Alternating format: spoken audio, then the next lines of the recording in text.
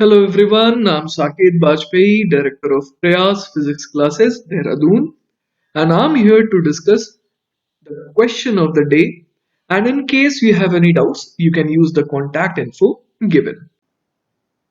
Alright, so we have moved on to day 16. The question is of the topic collision, and the question says a small steel ball B is at rest on the edge of a table of height 1 meter. Another steel ball capital A used as the bob of a meter long simple pendulum is released from rest with pendulum suspension horizontal and swings against B as shown in the figure. The masses of the balls are identical and the collision is elastic.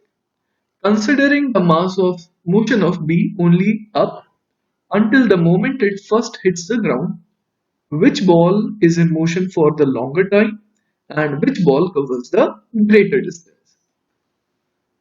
Alright, तो मैंने एक diagram बना दिया है जिसमें मैंने ये show किया है कि ये सिंपल पेंडुलम है और ये जो बॉब है वो इस तरीके से जब नीचे आएगा तो इस ग्रीन वाले बॉल से टकराएगा and because the collision is elastic, है ना। कोलिजन का वैरायटी कैसा है? Elastic. And the balls are of equal masses, है ना। तो अगर इक्वल मासेस हो और इलास्टिक कोलिजन हो और वो भी किस वैरायटी का? हेड ऑन, तो क्या होता है? तो वेलोसिटीज, वी नो कि द वेलोसिटीज गेट इंटरचेंज्ड, है ना। ऐसा हो जाता है। तो इसका मतलब ये हुआ कि जिस भी स्पीड से ये बॉल, ब्लैक वाला बॉल आ रहा था, वो अब जो ब्लैक वाला बॉल है वो रुक जाएगा आफ्टर कोलिजन और ग्रीन वाले बॉल के पास एग्जैक्टली उतनी ही स्पीड आ जाएगी जितनी ब्लैक वाले बॉल के पास थी। ऑलराइट, ऑलराइट, तो अगर मैं सवाल के पहले पार्ट को पढ़ूं, which ball is in motion for the longer time, मतलब अपने को ये निकालना है कि out of these A and B कौन सा बॉल जो है वो ज्यादा देर मोशन में था, राइट। तो अगर हम लोग ये देखना चाहें तो उसके लिए आप एक तर्क देख सकते हैं कि ये जो बी बॉल है ना, ये जब नीचे आ रहा था तो हर समय इसका नीचे की तरफ एक्सेलरेशन कितना था? It was obviously equal to g, right. B का हमेशा नीचे की तरफ ही एक्सेलरेशन था and it was equal to g. लेकिन आप ए बॉल के बारे में सोचिए, ए बॉल जब नीचे आ रहा था तो उसके पास जी तो एम जी तो लग ही रहा था नीचे, लेकिन टेंशन का एक वर्टिकल कंपोनेंट भी तो लग रहा था, राइट। तो जब ये मान लीजिए ए बॉल यहां पर था, मान लीजिए, तो इस समय आप देखिए इस पर एक फोर्स नीचे की तरफ एम जी तो लग ही रहा है, लेकिन एक टेंशन का एक कंपोनेंट ऊपर भी लग रहा है। अगर मैं इस एंगल को थीटा कह रहा हूं तो ऊपर लग रहा है टी कॉस थीटा। तो हम लोग ये देख पा रहे हैं कि किसी भी इंस्टेंट पर एक्सेलरेशन ऑफ द बॉल जो है, बॉल ए, वो जी से तो कम ही है, राइट। और कौन से एक्सेलरेशन की मैं बात कर रहा हूं? मैं वर्टिकल एक्सेलरेशन की बात कर रहा हूं। और वर्टिकल एक्सेलरेशन की ही बात मैं क्यों कर रहा हूं? क्योंकि ये जो बॉल ए है ये नीचे की डायरेक्शन में कितना ट्रेवल करा? नीचे की डायरेक्शन में ट्रेवल करा 1 मीटर। और ये जो बॉल बी है ये भी नीचे की तरफ कितना ट्रेवल करा? 1 मीटर।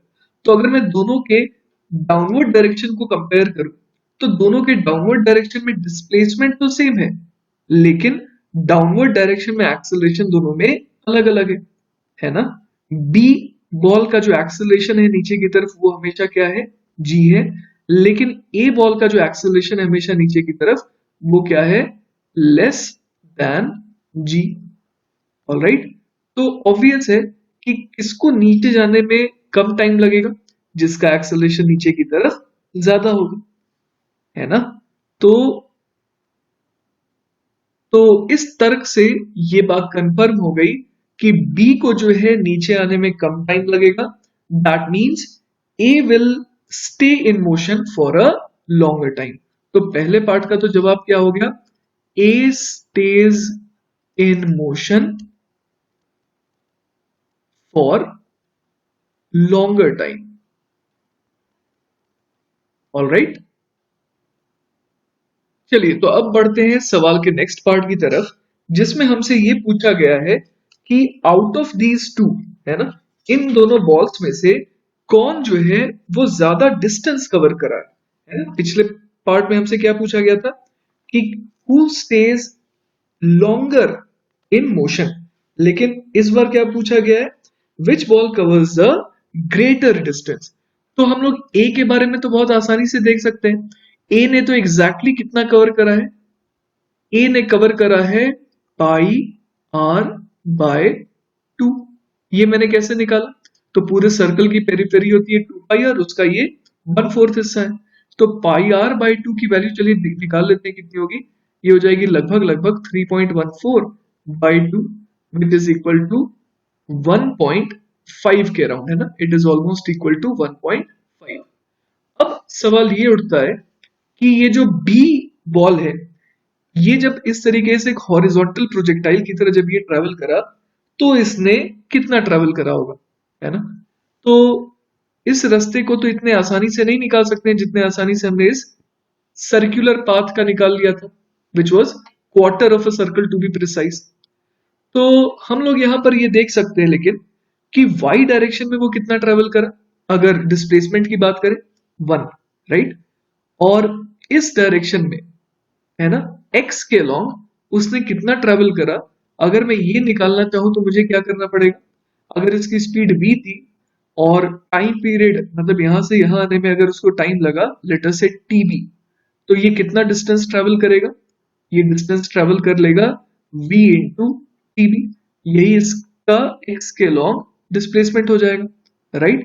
तो चलिए कोशिश करते हैं v निकाल करके और tb निकाल करके एटलीस्ट ये x निकालने का। तो एक बहुत आसान सी कैलकुलेशन मैंने कर दी, मैंने ये देखा कि अगर मुझे b की इनिशियल स्पीड निकालनी है तो वो क्या बन जाएगी, a की फाइनल स्पीड।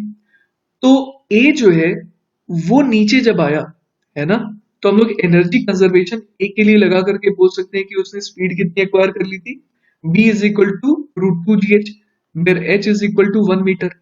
तो v बराबर √2gh से अपने पास स्पीड आ गई √20। अब अगर टाइम निकालना है तो इस बार ये h ले लेंगे, h दोनों केस में सेम है।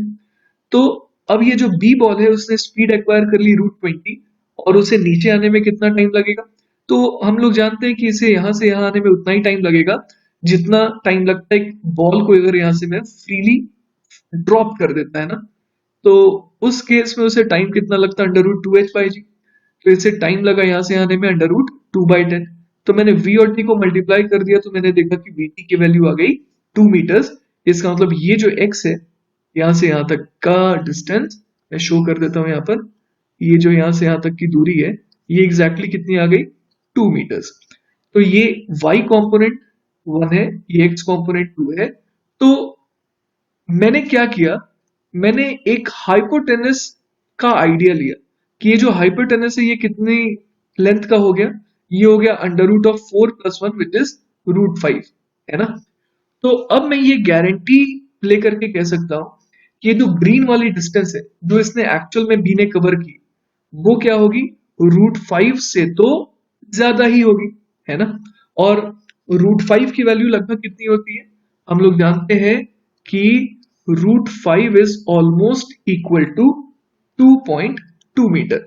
तो हम लोग ये गारंटी लेके बोल सकते हैं कि distance travelled by B is greater than 2.2 metre. और हमने ये हासिल किया था, आपको याद होगा कि डिस्टेंस ट्रेवल्ड बाय ए वो लगभग लगभग कितना आ रहा था, 1.5 मीटर के अराउंड। तो इसका मतलब क्या हो गया, ball B moves on a longer path, है ना, लेकिन in shorter time than the bob of the pendulum. तो ये हमारे इस क्वेश्चन ऑफ द डे का जवाब है। आई होप आपको समझ में आया होगा।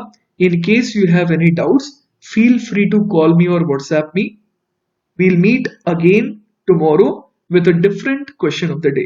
Till then, bye bye.